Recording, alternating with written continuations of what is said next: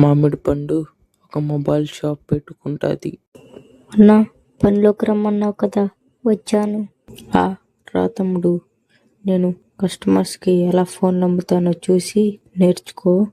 సరే అన్నా. అదిగో ఎవరో కస్టమర్ వస్తున్నట్టున్నాడు. సార్, ఏం కావాలి సార్? నాకు ఒక ఫోన్ చూపించరా? ఫోనా? మీకు ఎంత రేట్లో కావాలి? ఒక 10,000లో చూపించరా? 10,000లోనా? ఓకే సార్, చూపిస్తా. ఇదిగో ఈ ఫోన్ చూడండి. ఈ ఫోను చాలా బాగుంటుంది. 5G phone, 6GB RAM, 128GB internal storage, చాలా బాగుంటుంది. కాకపోతే 11,000 పడుతుంది. అవునా, సరే అయితే ఇచ్చేయండి.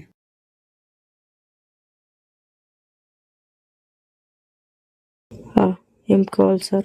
నాకు ఒక ఫోన్ చూపించరా? ఎంత ప్రైస్లో కావాలి? మంచి ఫోనే చూపించండి.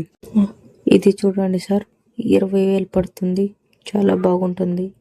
మీ దగ్గర ఆఫర్లు ఉన్నాయంటగా.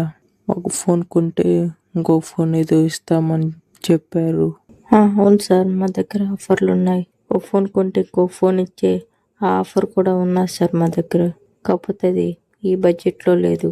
మినిమం 35,000, 40 ఆ బడ్జెట్లో ఫోన్ కొంటే మాత్రమే ఆఫర్ వర్తిస్తుంది. సరే, ఆ రేట్లోనే చూపించండి. Okay sir. ఇదిగో సార్, ఇదే సార్. ఈ ఫోన్ కొంటే ఈ ఫోన్ ఫ్రీగా వస్తుంది. సరే, ఈ 2 ఫోన్లు ఇచ్చేయండి. Okay sir.